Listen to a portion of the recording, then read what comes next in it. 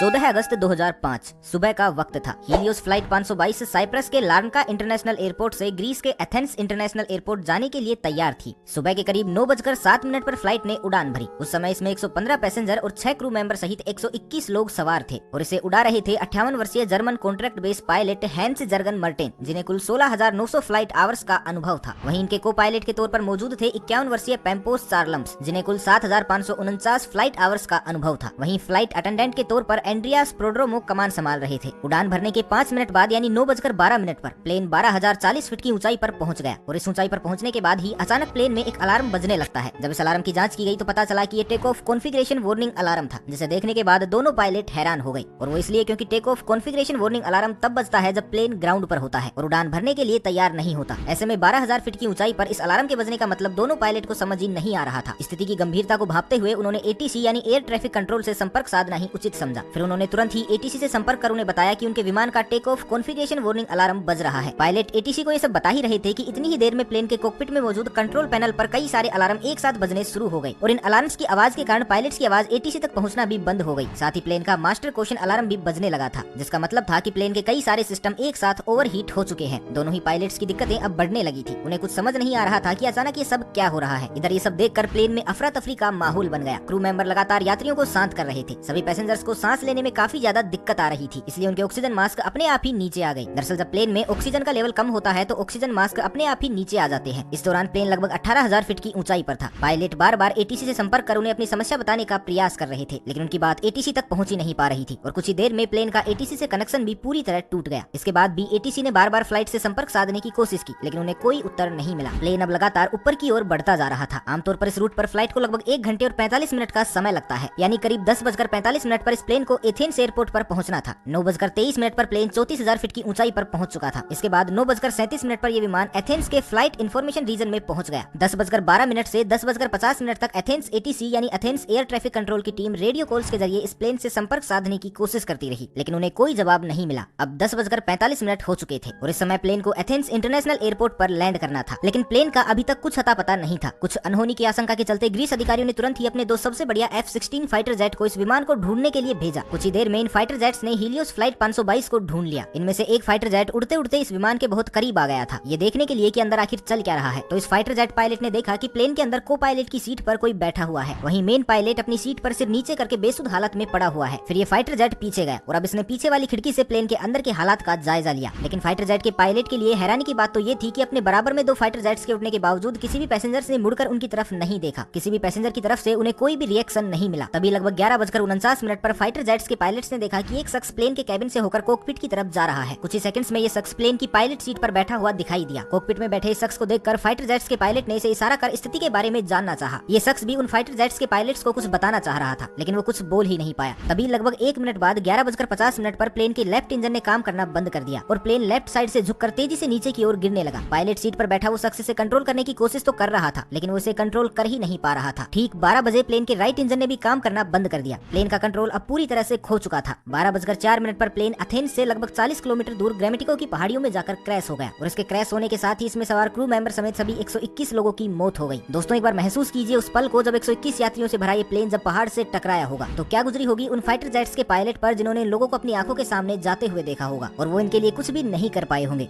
इसके बाद ग्रीस में फ्लाइट 522 के क्रैश होने की खबर सभी जगह आग की तरह फैल गई। तुरंत रेस्क्यू ऑपरेशन चलाया गया। सभी 121 लोगों की डेड बॉडी को एक एक करके ढूंढकर बाहर निकाला जाने लगा। लेकिन जब हादसे में मिली कुछ लोगों की डेड बॉडी की ऑटोप्सी की गई तो एक चौंका देने वाली बात सामने निकल कर आई। दरअसल जहाज में मौजूद ज्यादातर सभी लोग और पायलट्स प्लेन के क्रैश होने से पहले ही मर चुके थे। तो अब यहाँ सबसे बड़ा सवाल ये था कि जब पायलट प्लेन के क्रैश होने से पहले ही मर चुके थे तो लगभग 2 घंटे तक प्लेन का कंट्रोल किसके पास था। तो दोस्तों, हमने वीडियो की शुरुआत में एक व्यक्ति का जिक्र किया था, फ्लाइट अटेंडेंट एंड्रियास प्रोड्रोमो। जी हाँ, वो एंड्रियास प्रोड्रोमो ही थे जिन्होंने अभी तक इस जहाज को संभाले रखा था, क्योंकि अंत में उनकी ही आवाज एटीसी को सुनाई दी थी। एंड्रियास ने करीब 5 बार मेडे मेडे कहकर मदद की गुहार लगाई थी। Mayday. Flight 5.